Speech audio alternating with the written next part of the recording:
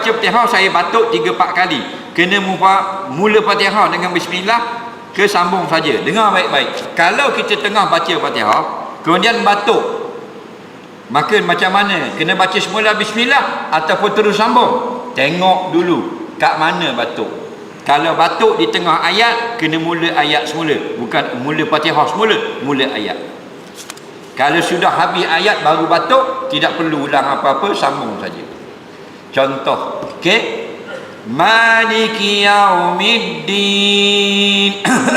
Batuk. Tak payah maliki yaumiddin semula kerana sudah selesai ayat. Terus iyyaka na'budu.